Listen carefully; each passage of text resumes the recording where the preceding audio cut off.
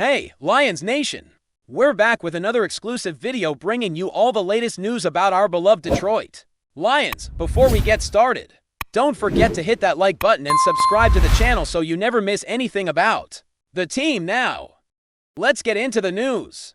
Nobody inside the Detroit Lions facility noticed the exact moment when the fracture began, but everyone would later swear they felt the temperature shift, long before Dan Campbell's voice ever echoed through the concrete corridors. For weeks, there had been a strange, electric tension hanging in Allen Park, something brittle, something unspoken, something cold lurking beneath the smiling press conferences and carefully edited social media clips. Justin Jefferson's arrival was supposed to be the final piece, the superstar wide receiver who would ignite the offense and drag the franchise into a golden era. And at first, that was the narrative everyone bought into: explosive plays at practice, cameras flashing every time he lined up next to Amon-Ra St. Brown, analysts calling Detroit the new powerhouse of the NFC. But when the doors closed and the microphones were gone, the story twisted into something far darker. Teammates began whispering that Jefferson didn't come alone, that he carried a shadow with him, a heaviness that seemed to drain the energy from rooms, a quiet arrogance that cut deeper than anything he ever said aloud. Some swore they heard him arguing with offensive assistants late at night. Others claimed he had begun rewriting routes on the fly, improvising plays that left the quarterback exposed, and shrugging off Campbell's attempts to correct him. The coaches tried to hide the growing rift, masking it behind cliches about competitive environments and adjustments.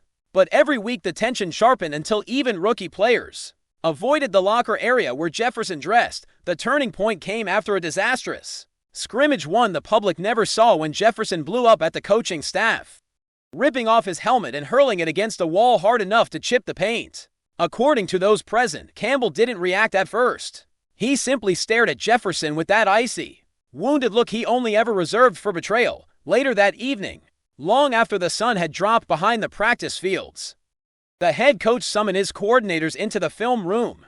What happened there became an instant legend. Campbell stood in front of the projector, arms crossed, watching clip after clip of Jefferson breaking assignments, slowing down on critical plays, ignoring signals, and undermining the system that held the team together. Nobody spoke, nobody breathed. When the final frame froze Jefferson walking off the field, while his teammates scrambled to fix a blown sequence, Campbell slowly turned and said in a voice that people would describe as both calm and terrifying, "I'm done. I don't play with him anymore." The room went silent. But in that silence, a decision was sealed. And from that moment forward, Detroit was no longer a unified roster chasing a dream, but a battlefield where loyalty, ego, and ambition clashed under fluorescent lights. Stafford-era veterans whispered that the franchise had seen drama before, but never something like this. Never a superstar whose presence felt like a storm cloud, and never a coach whose patience had evaporated so suddenly. Rumors began spilling out of the facility, carried by staffers who claimed they heard Campbell slam a fist onto his desk, shouting that Jefferson had poisoned the rhythm of the team, while others insisted Jefferson was quietly telling friends he had exposed a weakness in the Lions culture. Whatever the truth was, the walls of Allen Park seemed to absorb the conflict like a living organism, the hallways pulsing with resentment that fed on every glare, every missed handshake, every second of silence between coach and player. And as Detroit slept, unaware of the storm brewing behind closed doors, the organization's heartbeat grew erratic, because everyone who had ever played for Campbell knew something horrifying. When he said he was done, he meant it. Before we move on, take a second to drop a like and subscribe. That way, you'll stay up to date with every exclusive Lions update, and you'll even have a chance to win an official Detroit Lions jersey. Let's keep going. Over the next 48 hours, the franchise descended into a psychological chaos that no public relations script could contain. And the Lions facility morphed from a place of preparation into a theater of quiet war. Players who had once celebrated Jefferson's arrival now walked with their heads low, afraid to be caught on the wrong side of whatever was about to erupt. Coaches whispered in small circles, their faces pale, their tones hushed, as if afraid Jefferson himself could materialize out of the shadows to confront them. Some said Campbell hadn't slept. Others claimed he had spent the night replaying practice footage frame by frame, searching not for errors but for intentions, for signs that Jefferson's defiance wasn't an accident but a deliberate attempt to challenge his leadership. And maybe that was the detail that terrified the staff the most, not that Jefferson had misbehaved, but that he might have enjoyed the power he held over the chaos he created. When he arrived at the facility the next morning, sunglasses on, hoodie up, walking with that slow, deliberate swagger, players parted like the hallway was splitting in two. He didn't speak, he didn't smile, he simply headed to his locker, taped his fingers, and waited. But Campbell was no longer the loud, animated motivator the league loved to meme and idolize. When he finally stepped into the locker room, he carried a silence so heavy it made stomachs churn. He brushed past reporters, past assistants, past players, until he stopped directly in front of Jefferson. The two didn't speak, but witnesses said the room felt as though oxygen had been sucked away, that even the lights dimmed as if choosing sides. Finally, Campbell said something nobody expected, not an insult, not a threat, but a whisper that still managed to shake every person who heard it. "You chose this."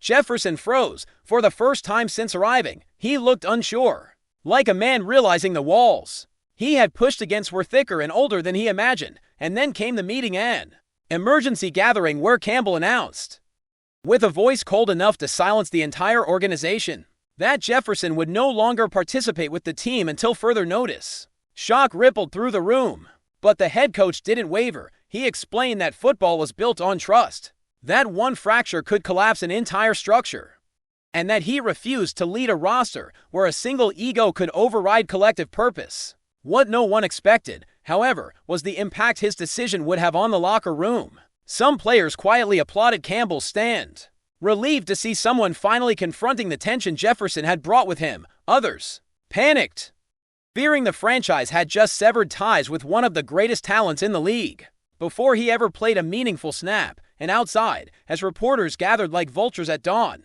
speculation spread like wildfire. Rumors of screaming matches, of a near-physical altercation, of Jefferson demanding a trade before the season even began. None of it was confirmed, but the uncertainty itself became the monster haunting Detroit at night. Anonymous sources fed the media stories about secret meetings, shattered relationships, and a once promising partnership collapsing under the weight of pride. Meanwhile, Campbell lingered in his office, staring at a playbook that felt emptier without the star it had been built around.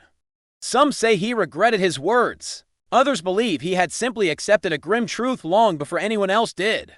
But the darkest theory whispered through the facility was this: that Jefferson had awakened something in Campbell, something fierce and uncompromising, something that made the coach realize the team's identity couldn't survive divided loyalties. And as Detroit braced for the season ahead, with cameras waiting to devour every hint of conflict, one thing was certain: the moment Campbell declared, "I don't play with him anymore," the Lions crossed an invisible line, stepping into a future shaped not by touchdowns or trophies, but by the fallout of a war waged in silence, a war that, according to those close to the situation, had only just begun. We bring you the latest Lions news every single day, so make sure you're subscribed. Hit that like button and turn on notifications so you don't miss a thing. And of course, drop a comment below with your thoughts on today's news. Your voice makes a difference for Lions Nation. See you in the next video.